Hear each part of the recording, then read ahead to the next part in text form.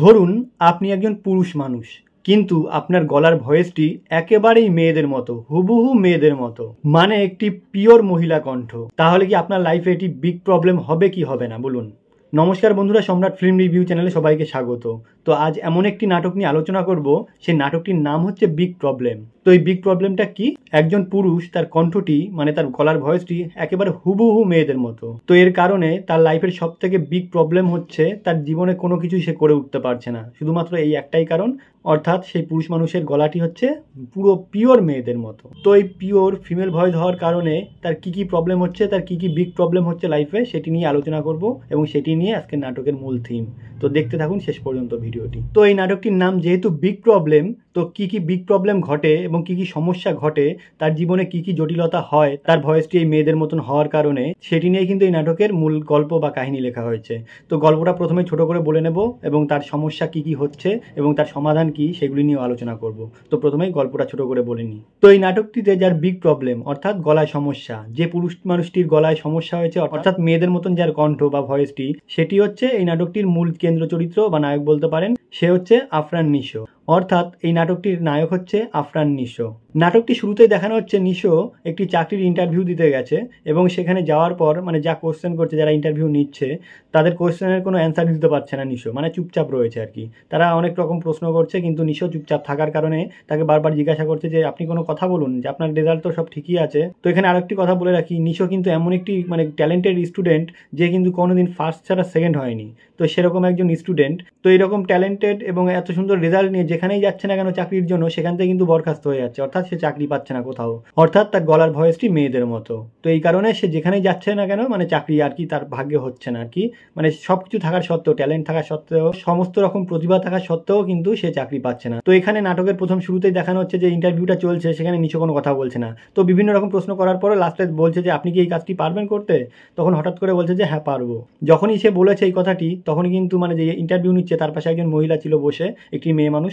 তো হঠাৎ করে সেই ইন্টারভিউ নেওয়া বস কিন্তু পাশের মহিলার দিকে তাকায় এবং বলে আপনাকে অ্যান্সার দিতে বলিনি নিশো, মানে অর্থাৎ যে ইন্টারভিউ দিতে এসছে পুরুষ মানুষটি, তার কাছে অ্যান্সার চাওয়া হয়েছে, সে অ্যান্সার দেবে। কিন্তু পাশে বসা মেয়েটি বলে যে আমি কোনো অ্যান্সার দেইনি, যে সামনে এসছে এক্সাম দিতে বা ইন্টারভিউ দিতে সেই কিন্তু অ্যান্সারটা দিয়েছে। তো বস কিন্তু একদম পুরোপুরি অবাক হয়ে যায়, যে ইন্টারভিউ নিচ্ছিল আর কি, সে কিন্তু পুরোপুরি অবাক হয়ে যায় এবং সে নিশোর দিকে তাকায় খুব অবাক দৃষ্টিতে, কারণ সে ভাবতেই পারেনি যে একজন পুরুষ মানুষের গলা মানে এতটা অবিকল মেয়েদের মতো হবে। তখন তাকে নিয়ে অর্থাৎ নিশোকে নিয়ে বিভিন্ন ঠাট্টা তামাশা করতে থাকে এবং নানা রকম গান করতে বলে কখনো, এবং একটি হাসির পাত্র করে তুলতে থাকে। তো সেখানে চাকরি তো হলোই না, এর পাশাপাশি কিন্তু আরো বিভিন্ন রকম সমস্যা দেখাতে থাকে। যেমন নিশো যখন বাড়িতে থাকে তখন কিন্তু মানে তার সঙ্গে যে বন্ধুরা ছিল সেই বন্ধুরাও কিন্তু তাকে বৌদি বৌদি বলে ডাকতে থাকে, অর্থাৎ তার ভয়েসটা এরকম মেয়েদের মতো হওয়ার কারণে সবাই কিন্তু তাকে মানে এইভাবে খেপাতে থাকে, অর্থাৎ মানে ছোট করতে থাকে।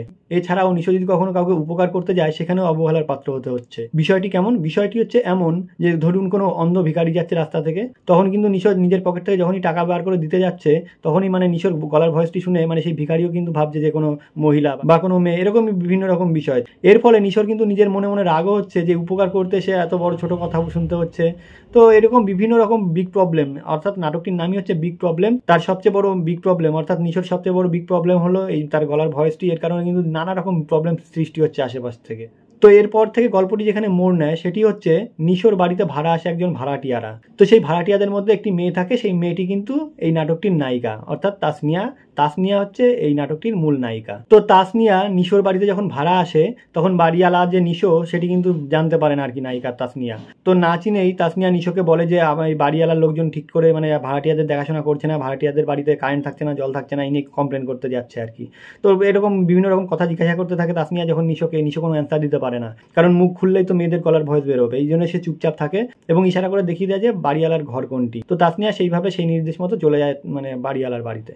তো যাই হোক, এরপরে যেটি দেখাচ্ছে সেটি হচ্ছে যেহেতু তাসনিয়া এবং নিশো একই বাড়িতে থাকে, তার ফলে কি হয়েছে নিশোর যখনই মন খারাপ থাকে সে কিন্তু গান করতে থাকে, এবং গানটি যে কোনো ছেলে করছে না মেয়ে করছে সেটি কিন্তু কেউ বুঝতে পারে না। সেই রকমভাবে তাসনিয়া ওই বাড়িতে নতুন এসেছে, সেক্ষেত্রে যে নিশোই গান করছে সেটি কিন্তু মানে তাসনিয়া বুঝতে পারেনি। তাসনিয়া ভাবছে হয়তো কোনো মেয়ে গান করছে সেই বাড়ি থেকে। তো তাসনিয়ার গানটি এতটাই মনে বসে যায় এবং মনে গেঁথে যায়, তাসনিয়া কিন্তু মনে মনে মানে ভালোবেসে ফেলে আর কি, যে গান করছে মানে গানটি যে করছে তার কণ্ঠকে কিন্তু ভালোবেসে ফেলেছে, অর্থাৎ গানটিকে সে ভালোবেসে ফেলেছে। এরপর পরের দিন কিন্তু তাসনিয়া খুঁজতে যায় যে বাড়িওয়ালার বাড়ি থেকে যে গানটি ভেসে আসছিল সেই গানটি কে করছিল। তো সেই মতো তাসনিয়া বাড়িওয়ালার বাড়ির দিকে যায় এবং জানলা দিয়ে দেখতে পায় নিশো দাঁড়িয়ে দাঁড়িয়ে আছে। তো নিশোকে জিজ্ঞাসা করে যে মানে বলে তখন তাসনিয়া যে আপনি যে বাড়িওয়ালার ছেলে সেটা কিন্তু মানে তাসনিয়া সে জানতো না, তাই সে কমপ্লেন করেছিল, কিছু যেন না মনে করে এবং সব কিছু যেন ভুলে যায়।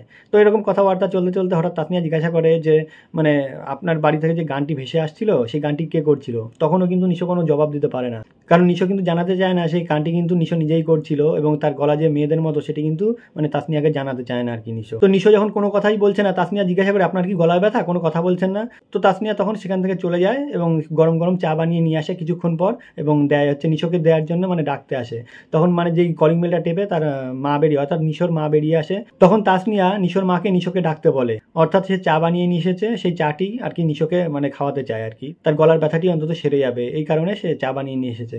তখন নিশোর মা নিশোকে ডাকতে থাকে কিন্তু নিশো সাড়া দিলে মেয়েদের কণ্ঠ ভেসে আসে। তখন অবাক হয়ে যায় তাসনিয়া। তখন তাসনিয়া বলে যে আপনার মেয়েকে ডাকতে বলিনি, আপনার ছেলেকে ডাকতে বলেছি। তো বলছে আমি তো আমার ছেলেকেই ডাকছি। তো এরপর বারবার তার মা নিশোকে ডাকার ফলে নিশো যখন বেরিয়ে আসে এবং তাসনিয়ার চোখের সামনে আসে, মানে তখন কিন্তু নিশো দেখতে পায়নি যে তাসনিয়া সেখানে দাঁড়িয়ে আছে। তো নিশো আপন মনে বলতে থাকে কি ব্যাপার, বারবার ডাকছো কেন, কি হয়েছে? যখন এরকম কথাটি বললো তখন কিন্তু সেই ফিমেল ভয়েসটি কিন্তু শুনতে পেরেছে আর কি। তখন কিন্তু তাসনিয়া সেই তার গলার ভয়েস এবং আসল ব্যাপারটা কি সেটি কিন্তু চোখের সামনাসামনি দেখতে পেরে গেছে। তো এটি দেখার পরে তাসনিয়া কিন্তু খুবই আশ্চর্য অবাক হয়ে যায়, কিন্তু তার মানে এই নয় যে মানে তাকে খুব ছোট করে দেখছে তাসনিয়া। তার এই সমস্যাটা থাকতেই পারে এবং তার মাকেও বলে, অর্থাৎ নিশোর মাকেও বলে এটি কোনো প্রবলেম হতে পারে না, একটা মানুষের গলা কিন্তু বা ভয়েস কিন্তু মেয়েদের মতো হতেই পারে, তাই বলে এমন নয় যে তাকে ছোট করে দেখতে হবে বা সে মানুষ নয় বা সে সমাজে চলতে পারবে না, মানুষের সঙ্গে মিশতে পারবে না। এরপর কাহিনীটি কিন্তু এইভাবে এগোয় যে তাসনিয়ার মনে কিন্তু নিশোর জন্য একটি ইমোশনাল জিনিস কাজ করে, মানে অনুভূতি কাজ করে, যার ফলে কিন্তু আস্তে আস্তে বন্ধুত্ব গড়ে ওঠে আর কি নিশো এবং তাসনিয়ার মধ্যে। এবং এইভাবে চলতে চলতে মানে সে কি করবে না করবে, নিশোর লাইফে কিভাবে এগোবে, তখন কিন্তু বিভিন্নভাবে পরামর্শ দিতে থাকে আর কি তাসনিয়া। এর পাশাপাশি যে বন্ধুটা নিশোকে মানে বৌদি বলে রাখতো সে কিন্তু জীবনের সবচেয়ে বড় একটা মানে দারুণ একটি সাজেশন দেয়, যেটি কিন্তু তার লাইফের মোড় ঘুরিয়ে দেয়। সে বলে যে তার ভয়েসটি যেহেতু মেয়েদের মতো, সে কিন্তু আরজের কাজ করতে পারে, আরজে যেভাবে পরিচালনা করে, অনুষ্ঠান পরিচালনা করে, সেরকম একটি কাজ করতে পারে, বেছে নিতে পারে কিন্তু রেডিও স্টেশন এবং গিয়ে কিন্তু একটি আরজের জব নেয় এবং আরজের একটি অনুষ্ঠান চালনা করতে থাকে। সেই অনুষ্ঠানে মূল থিম হলো কোনো মানুষ যদি কাউকে ভালোবেসে থাকে, সে যদি না বলতে পারে তাহলে কিন্তু এই আরজেকে বলতে পারে, অর্থাৎ নিশোকে বলতে পারে। তার ফলে কিন্তু এই রেডিওর মাধ্যমে যে মানে যাকে বলতে পারছে না সে কিন্তু এই রেডিওর মাধ্যমে শুনতে পাবে এবং মনের কথাটা জানতে পারলে তাদের মধ্যে একটি সম্পর্ক গড়ে উঠতেও পারে। এরকম একটি মানে সুন্দর অনুষ্ঠান সে পরিচালনা করতে থাকে। এরপর কিন্তু ধীরে ধীরে এই অনুষ্ঠানটি দারুণভাবে সাকসেস পায় এবং সারা জায়গায় ছড়িয়ে পড়ে এবং মানুষের হৃদয়ে গেঁথে যায় অনুষ্ঠানটি। তো নিশোর এই আরজের অনুষ্ঠানটি এতটাই জনপ্রিয় হয়ে ওঠে যে একদিন তাসনিয়াও কিন্তু ফোন করে সেই নিশোর কাছে। মানে এখানে আরেকটি কথা বলে রাখি, এখানে নিশো কিন্তু মানে অন্য ছদ্মনাম ব্যবহার করে অনুষ্ঠানটি পরিচালনা করে। তাসনিয়া কিন্তু আদৌ জানতো না যে নিশোই কিন্তু সেই আরজে। তো একদিন তাসনিয়া নিজের নাম গোপন করে আরজে অর্থাৎ নিশোকে ফোন করে এবং তার মনের কথাটি জানায় যে সে নিশোকে ভালোবাসে, কিন্তু সে নাম না বললেও মানে তার কথার মাধ্যমে কিন্তু বুঝে যায় নিশো সে কিন্তু তাসনিয়াই ফোন করেছে। তো এরপরে নিশো যখন বুঝতে পারে যে তাসনিয়া নিশোকে ভালোবাসে, সেদিন কিন্তু নিশো বাড়ি ফিরে তাসনিয়ার সামনে যায় এবং রেডিও জকি অর্থাৎ আরজে যেভাবে বলে আর কি রেডিও স্টেশনে বসে রেডিও এফএমে, ঠিক সেইভাবে কিন্তু নিশো মানে বলতে থাকে কথাগুলো এবং ঠিক সেই মুহূর্তেই কিন্তু তাসনিয়া বুঝতে পারে যে সেই আরজে কিন্তু এই নিশোই। তখন কিন্তু খুব লজ্জা পায় এবং মানে যখন নিশো জিজ্ঞাসা করে যে তুমি কি আমাকে ভালোবাসো, তখন কিন্তু তাসনিয়া স্বীকার করে যে সে তাকে ভালোবাসে। তো সব কিছু মিলিয়ে এটি হচ্ছে এই নাটকটির মূল থিম এবং গল্প কাহিনী। তো এই নাটকটির মাধ্যমে বোঝানো হচ্ছে যে কোনো সমস্যাই সমস্যা নয়, যদি মন ঠিক থাকে এবং ভালোবাসার মানুষ ঠিক থাকে এবং ভালোবাসা যদি সঠিক হয় তাহলে কিন্তু একদিন সেটি সাকসেস পাবেই। তো আর বেশি কিছু বলবো না, এই নাটকটিকে ঘিরেই মূলত আজকে আলোচনা করার বিষয় ছিল আমার। আপনারাও দেখুন এই নাটকটি, অবশ্যই ভালো লাগবে, আমি লিঙ্ক অবশ্যই দিয়ে দেবো আমার ডেসক্রিপশানে। আর আমার ভিডিওটি যদি ভালো লাগে অবশ্যই লাইক কমেন্ট এবং শেয়ার করবেন এবং অবশ্যই সাবস্ক্রাইব করবেন। নমস্কার।